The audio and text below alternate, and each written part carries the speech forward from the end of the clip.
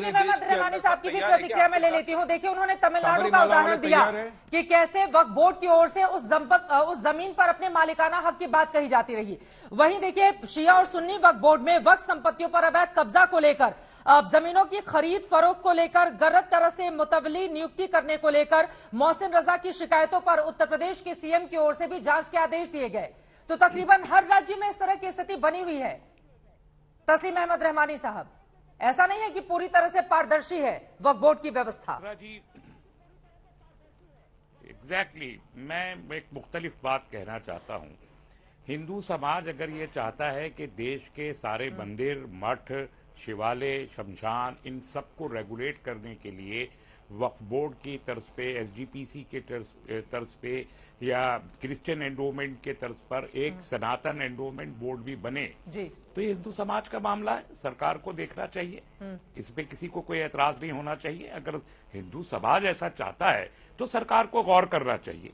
लेकिन इसके लिए ये जरूरी नहीं है कि वक्फ बोर्ड को या एसजीपीसी को गाली दी जाए या क्रिश्चियन एंडोमेंट को गाली दी जाए।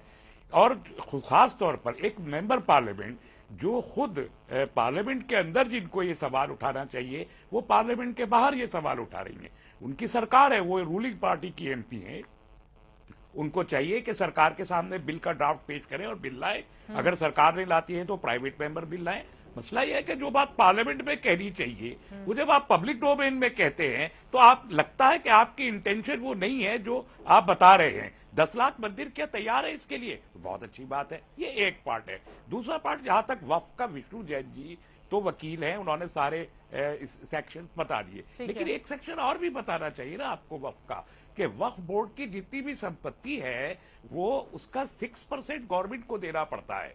और गवर्नमेंट जितना मैनेज करती है वक्फ बोर्ड्स को सारे देश में, वो उस 6% से करती है। अब ये 6% क्या प्रॉपरली सरकार के पास आ रहा है या नहीं आ रहा, ये एक बहुत बड़ा सवाल है जिसमें कोई पारदर्शिता नहीं है। मैं मानता हूं जो अजमेर का श्राइन बोर्ड है या दूसरी जगहों पर श्राइन बोर्ड है, वो भी गवर्नमेंट के ही अंडर में है और गवर्नमेंट अपना एडमिनिस्ट्रेटर वहां अपॉइंट करती है। ये बात भी बतानी चाहिए देश के लोगों को। नितिन गडकरी जी जो आज हमारे सड़क के मंत्री हैं, एक जमाने में जब ये एमएलए थे वहां महाराष्ट्र की असेंबली में, इन्होंने कहा था 16,000 हेक्टेयर वक्फ लैंड किसी न किसी प्राइवेट कब्जे में है या सरकारी कब्जे में है।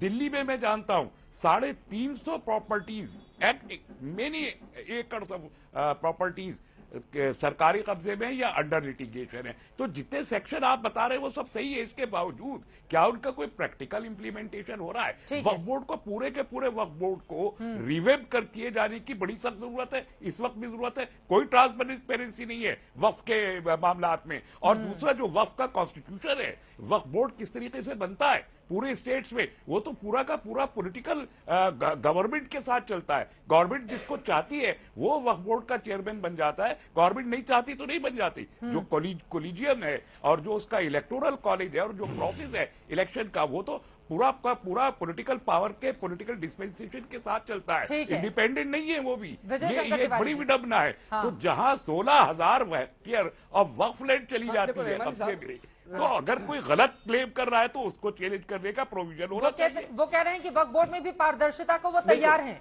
लेकिन आप लोगों को वक्फ बोर्ड की संपत्ति ज्यादा चुभ रही है। विजय शंकर तिवारी साहब, हाँ, मैं कह रहा हूँ, मान लिया वल्ली चंद्रशेखर स्वामी मंदिर जिसकी बात मैंने की तमिलनाडु की, मैंने जिनकी बात की कि 1500 साल पुराना मंदिर है, उसकी जमीन वक्फ बोर्ड में चली गई, उसकी बात ना की जाए। मैं कहता दिल्ली में चले जाइए, दिल्ली में कितने ही पार्क है जहां पर मस्जिद बनाते हुए, मजार बनाते हुए भगाए गए लोग, आज उनको मजार बना देंगे, इसके बाद कहेंगे ये जमीन वक्फ भी आ गई। दिल्ली में कितनी मजारें हैं जो बिल्कुल वैध हैं, आज वो अवैध हैं, आज ऐसे अवैध हैं। चित्रा जी, सैकड़ों कहने में बड़ा अच्छा लगता है कि ऐसी मजारें दिल्ली में खड़ी कर दी गई है। एक रहमानी साहब, रहमानी साहब सुन लीजिए रहमानी साहब, क्या ग्राउंड पे सिचुएशन है? चित्रा देखो, आप बात करने दीजिए मुझे, चित्रा मुझे बात करने दीजिए। ये तो आंकड़ा कहता है ना तस्लीम अहमद रहमानी साहब, ये तो आंकड़ा की भारतीय सेना और इंडियन रेलवे के बाद अगर सबसे ज्यादा जमीन किसी के पास है तो वो वक्फ बोर्ड के पास है। ये तो आंकड़ा बताता है। ये हवा में ये बातें सिर्फ नहीं हो कहने रही की हैं। बात है, मुझे नाप के दिखा दीजिए। ये चित्रा। कहने की बात है। आप कह रहे हैं नाप ये कर कहने दिखा की दीजिए। बात है। ठीक है, विष्णु ये जैन जी इसका ग्राउंड जवाब पे देंगे, नहीं है। लेकिन उसके एक पहले मिनट, ठीक है ठीक है नाप के विजय बता शंकर तिवारी जी की दीजिए। बात हो वरना जाए। मैं बताता हूँ आपको ठीक है। कितनी कहाँ कौन सी जमीन। रहमानी साहब सुन लीजिए, आपको कड़वा क्यों लगता है? दिल्ली में रहमानी साहब आप बोलने नहीं देना चाहते, आप कमियां छुपाना चाहते हैं, अपना भ्रष्टाचार छुपाना चाहते हैं। मैं कहता हूं दिल्ली में मजारों की गिनती कराइए, और कितनी मजारें ऐसी हैं जो आज अवैध रूप में खड़ी हैं और वक्फ बोर्ड के साथ चली जाएंगी। आदर्श नगर का वो फ्लाईओवर जिसके लिए आप कहते हैं कि ये तो 80 साल से 20 साल पुराना वो फ्लाईओवर 80 साल पुरानी वो मजार हो गई।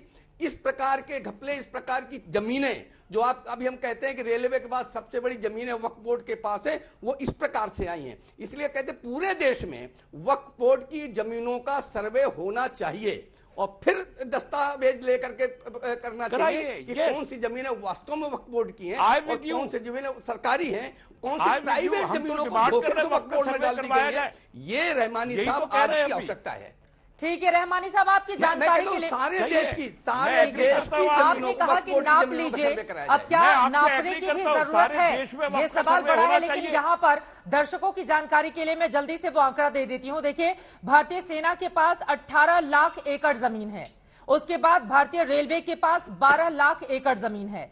फिर वक्फ बोर्ड की संपत्ति की बात आती है, जहां पर 8.50 लाख एकड़ से अधिक जमीन हो चुकी है, जबकि 2009 तक वक्फ के पास सिर्फ 4 लाख एकड़ जमीन थी। यानी कि कुछ सालों में संपत्ति डबल से भी ज्यादा हो गई है। इस वजह से ये सवाल खड़े किए जा रहे हैं। लेकिन विष्णु जैन जी जल्दी से आपकी टिप्पणी हो जाए। वो कह रहे नाप लीजिए, ये हवाई बातें हैं, कितनी जमीन लेकर बैठा हुआ है। देखिए चित्रा जी, 16,000 वक्फ। चित्रा जी चित्रा जी, हाँ ठीक है, मैं भी बता रहा हूँ। और मैं लेकिन चित्रा जी मैं 2 उदाहरण देना चाहता हूं। देखिए ये दो बहुत महत्वपूर्ण चर्चा है। चित्रा जी बहुत महत्वपूर्ण चर्चा है और मैं 2 उदाहरण देना चाहता हूं, उदाहरण से अपनी बात समझाना चाहता हूं। पंजाब और हरियाणा इस समय चित्रा जी आपको पता है जल रहा है। पंजाब और हरियाणा में स्थिति यह है कि जो लोग विस्थापित होकर बंटवारे के टाइम पे पाकिस्तान से हिंदुस्तान आए थे और जो जमीन सरकार की थी, वैक्यू प्रॉपर्टी थी, जो कस्टोडियन के पास थी, राजीव गांधी गवर्नमेंट ने सेक्शन 66H लाके उसको वक्फ बोर्ड को दे दिया और आज वो हमसे रेंट वसूल रही है। तो जो संपत्ति सरकार की होनी चाहिए थी वो वक्फ बोर्ड को दे दी गई। और अगर आज मैं ये बात करूं कि उसको हिंदू बोर्ड को दिया जाए तो ये मेरी मांग सेकुलर नहीं होगी, मेरा यहां पे विरोध है। दूसरी बात, मैं एक उदाहरण देना चाहता हूं, अपनी बात को उदाहरण से समझा रहा हूं।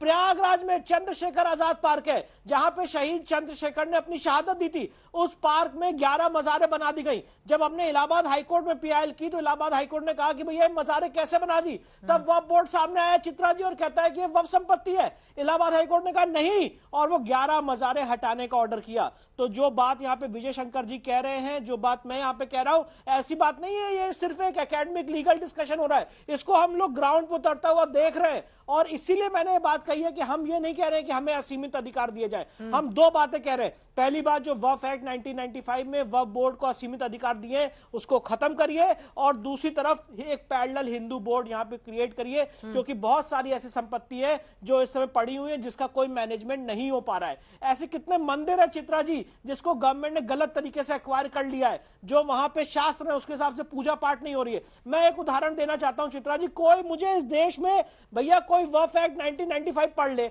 और अभी जो तस्लीम भाई ने बात कही मैं इनसे कहना चाहता हूं सर सेक्शन 14 पढ़े वक्फ एक्ट 1995 का। उसमें जो कॉम्पोजिशन दिया हुआ है वक्फ बोर्ड का, आप जान के शॉक हो जाएंगे चित्रा जी।